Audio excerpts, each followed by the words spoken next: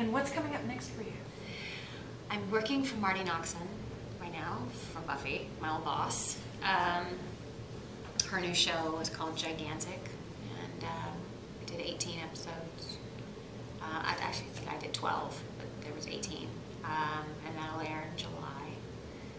And I seem to be doing nothing but indies. It's it, but I like it. It's very different from doing things with a budget.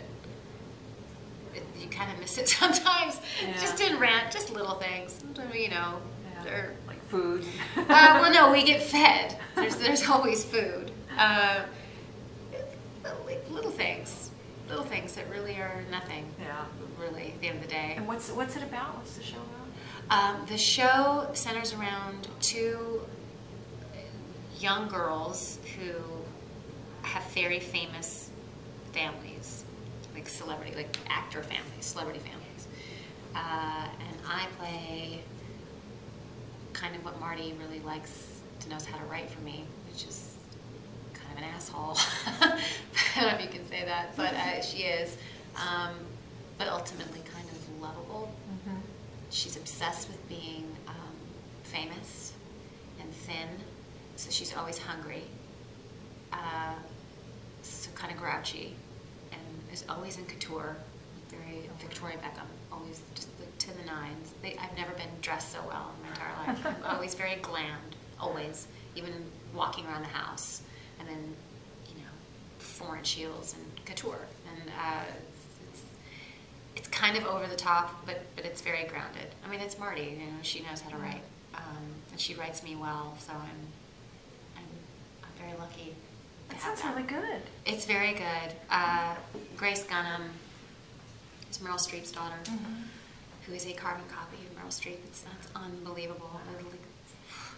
Wow, the table read when she walked in, I'm like, you're Meryl Streep. You look exactly alike. Oh and couldn't be nicer. Just awesome. She's, I guess, the sort of centerpiece. Sort of like Ellen Pompeo would be on Grey's Anatomy. She's sort of really she's kind of the heart, I think, of the show. And I'm, you know, girlfriend of actually, I don't know if I was about to say something about the guy, and I don't know if that's a secret or not. Well, but there's something up with him. Oh, good. That's good. So yeah, so I get to be ridiculous. That's fun. When does it start? I don't know the exact date. It's in July. In July. Oh, summer. That's great. So it's good. It's fun working with her again. It's like old home week. Yeah. It's weird. And then I write a webcomic. It's actually just been turned into a book, which we're very, very happy about. Issue 1 was just released. Wow. I've had difficulty saying the title of this because sometimes they have to bleep it out. I don't really know why. But it's called Controversy. But it's Contropussy. That's cute. And it's obviously centers around a cat and her group of friends. But it's a social satire. I mean, we tackle pretty much everything. It's human situations in this animal world.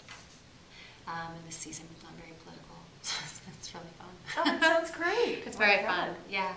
You have so many things going on. I try. I get bored very easily, so I'm always trying to do something. Yeah. But yeah, I don't know. That sounds great. Well, it's a little bit of everything. It's going to be nice to have you back on television. All your fans are going to be thrilled about that. They will. I think they're more happy to have two people that had something to do with Buffy right. being together. Well, that's how it starts. Kind of, you know, like Eliza and Joss with Dollhouse. You know, it's like, oh yay, you live on. Yeah. You know, exactly. I'm just hoping they receive Timer with the same fervor.